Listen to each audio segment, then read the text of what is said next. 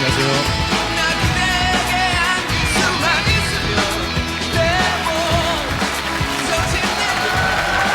네, 안녕하세요. 배우 권화운입니다. 반갑습니다. 감사합니다. 더 시즌즈 첫 출연 소감이 어떠세요? 일단 더 시즌즈를 떠나서 제가 사실 이렇게 노래를 부르기 위해 이런 무대에 선 것 자체가 네. 굉장히 처음이라. 목소리 너무 좋으셔가지고. 그런가요? 감사합니다. 너무 긴장돼요, 사실. 아, 그래요? 너무 긴장돼서 제가 네. 이 리허설 때 네. 인이어를 어떻게 끼는지도 몰라서 사실 옷 끼우고 그냥 걸고 리허설을 했어요. 네. 들었는데 이랬대요. 이렇게 해서 이렇게 걸고만 하고 노래를 한 거예요. 그래서 잘 들리세요라고 물어보니까 스태프분들이 뭐 들리는 것 같기도 아닌 것 같고 이거 이렇게 꽂으셔야 돼요. 오, 들려요! 이랬다는 거예요. 그래서 너무 귀엽잖아요. 그 얘기를 듣고 진짜 너무 기대됩니다, 지금. 자, 요즘에 러닝 누가 봐도 대세죠. 근데 그 중심에 진우 씨는 션님, 기안84님, 그리고 화운 씨가 계십니다. 얘는 극한84에서 진짜 눈물의 마라톤으로 최고 시청률을 7.5%를 찍었어요. 이거 영상을 잠깐 보죠. 생각나 또.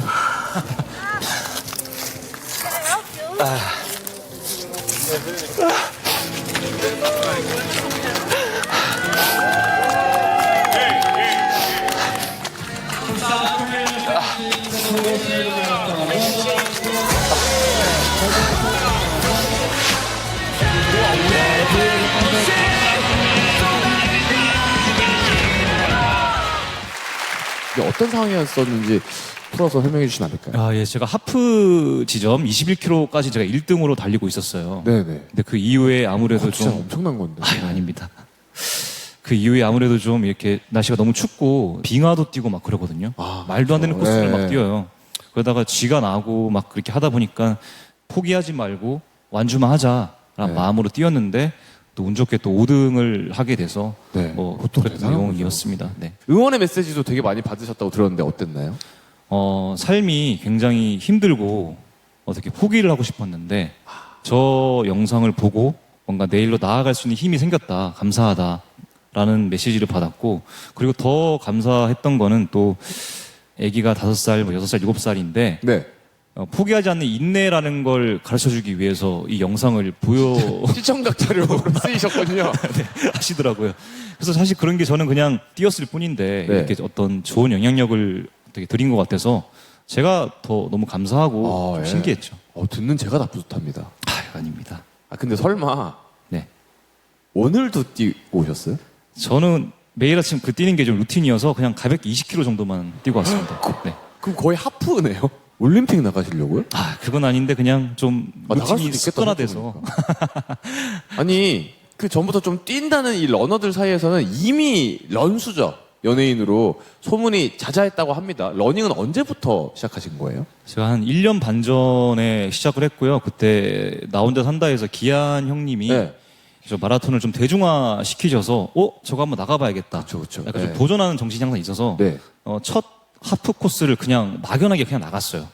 처음부터 하프를 그냥 갔어요? 네, 그냥 한번 나가봤어요. 나가봤는데 그 시민분들의 응원을 받는 게 전 너무 좋더라고요.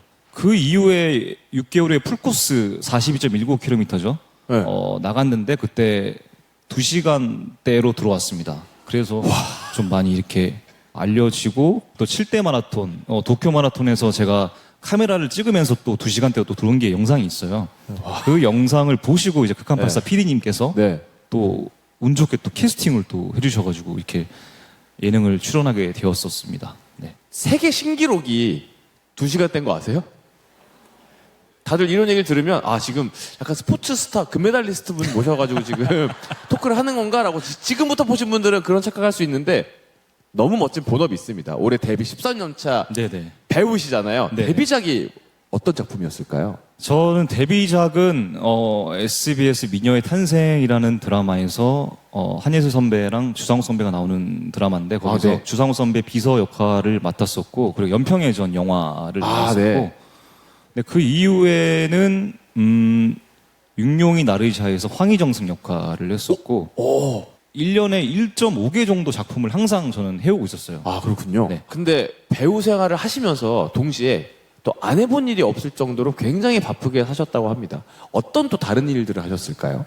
쿠팡이츠 배달 파트너 1년 정도 제가 와, 진짜 했었고, 쉽지 않은데요. 뭐 그 이후에도 엄청 많았죠. 뭐 와인바도 있고, 웨딩 알바도 했었고, 네. 뭐 결혼식장에서도 했었고, 양양의 정수기까지 팔로 가져갔었습니다. 이 집 얘기를 들어보니까 뭘 하든 그냥 허투루 하시는 분은 아닌 것 같아요. 제가 어딘가에 쓰임이 되고 도움이 되는 존재가 된다면, 저는 항상 뭐 제가 하는 일도 그렇고, 무조건 좋은 쪽으로 흘러가지 않나라는 생각을 합니다. 이게 성공하기 딱 좋은 마인드거든요, 지금. 자, 한 걸음 한 걸음 정말 인생을 마라톤 하듯이 달려오시는 것 같습니다. 화훈 씨의 인생과 가장 닮은 음악이 있다면 어떤 노래가 있을까요? 배우 지망생 때 희망을 주는 노래가 있었어요. 네. 그 노래가 유재석, 이적 선배님의 말하는 대로라는 노래인데 그 노래를 불렀을 때가 생각이 나서 네. 오늘 그래도 한번 준비를 해왔습니다. 네. 자, 그러면 박수로 청해 보겠습니다.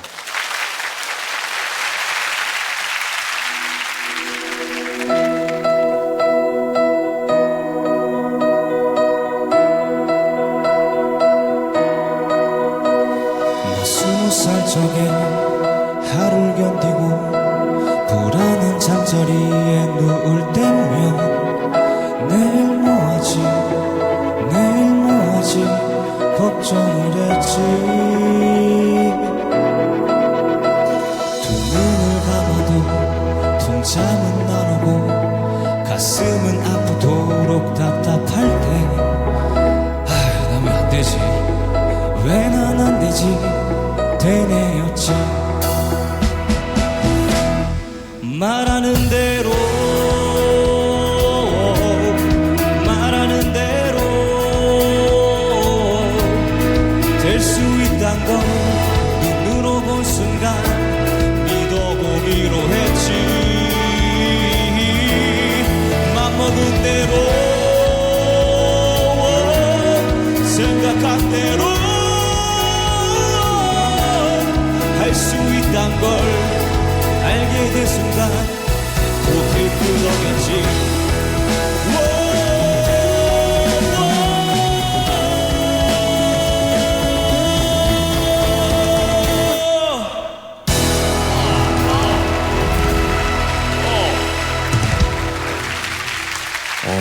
굉장히 솔직 담백한 발성에 예. 약간 극한 발사 봤을 때 비슷한 감동이 느껴지는 라이브였습니다. 이 가사가 이 연기 지망생이었던 시절에 한 구절 한 구절 전부 다 공감이 됐을 것 같아요. 네, 이런 맞아요. 가사들이. 관객분들을 위해서 이제 준비해 오신 또 곡이 있잖아요. 선고표를 제가 봤는데 와 자신감이 느껴졌습니다. 왜냐면 아무나 고를 수 있는 노래가 아니거든요. 오늘 준비해 주신 노래가 제목이 뭘까요? 김현우 잠깐만. 아니 놀라는 건 내가 알겠는데, 이건 좀 고를 수 있죠. 김현우 선배님의 이별 택시 와. 됐습니다. 이 노래를 고른 이유가 있을까요? 이별을 할 때마다 불렀던 것 같아요. 방금 눈빛이 이별 한 120번 정도 한 것 같은 눈빛이어가지고. 자, 화훈 씨 끝으로 올해 계획이 궁금합니다. 알려주세요. 제가 지금 영화나 드라마 미팅도 하면서 네. 연기 작품들도 준비를 하고 있는데요. 해야죠. 네. 그 이외에도 저는 이제 또 4월 달에 또 보스턴 마라톤이라고 7대 마라톤인데 우승자 이봉주 선배님과 또 함께 네, 할 수 있는 네. 기회가 생겼어요. 가는 것만으로 너무 영광이고요. 네. 멋있습니다. 네, 또 다른 계획 있을까요? 제가 전 세계에서 좀 가볼 수 없었던 그런 북극이나 아프리카 사파리, 사막, 네. 뭐 금문교 뭐 이런 것들에 대해서 좀 어떤 에세이를 좀 적고 싶어서 지금 글을 좀 쓰고 있고 책을 내는 것도 좀 목표 중 하나예요. 올해. 엄청 중요한 목표가 또 있었네요. 감사하게 또 광고 같은 것들이 많이 촬영을 하고 있는데 축하합니다. 감사합니다. 근데 이제 러닝할 때 또 그런 선크림이나 이런 화장품 광고도 있는데 거기는 아직 연락을 안 주셔가지고 혹시나 정작 중요한 딱 떨어진 데가 있는데 왜 거기는 왜 조용하지? 그래서 열심히 하겠습니다. 많이 불러주십시오. 자, 인생은 반환점이 없는 마라톤이다라는 말이 있습니다. 후회 없는 인생을 위해 언제나 최선을 다해 달려온 배우 권하훈 씨의 이별 택시 박수로 청해 보겠습니다. 나와주셔서 진짜 감사합니다. 제가 감사합니다. 팬입니다. 그렇군요.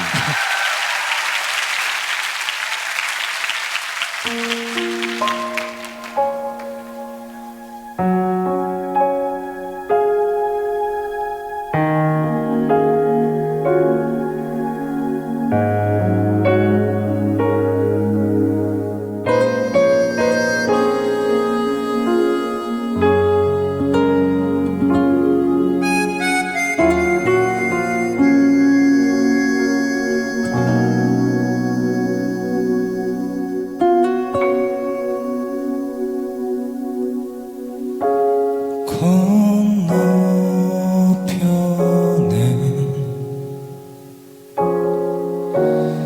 네가 서두르게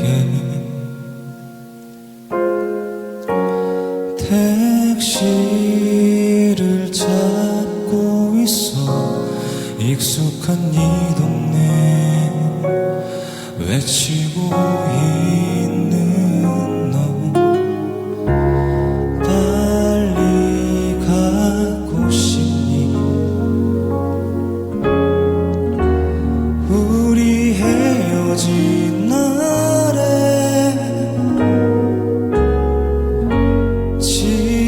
집으로 향하는 너 바라보는 것이 마지막이야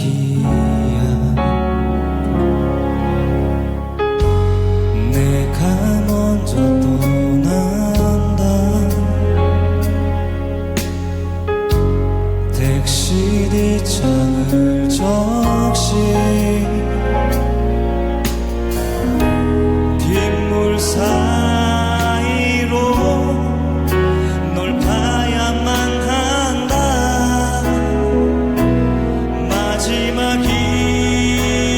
마지막이라서 어디로 가야 하죠 아저씨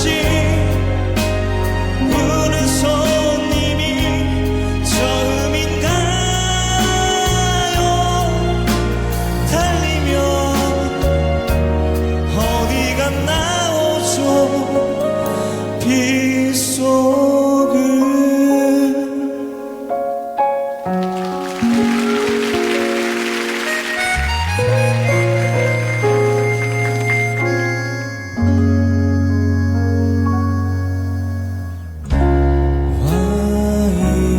와이퍼는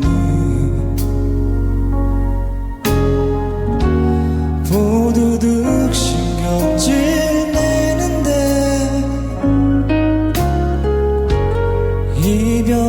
이별하지 말란 건지 정성 좀 벌지 말란 빈잔인 건지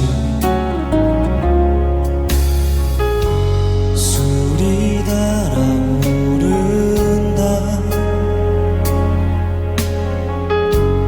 버릇이 된 저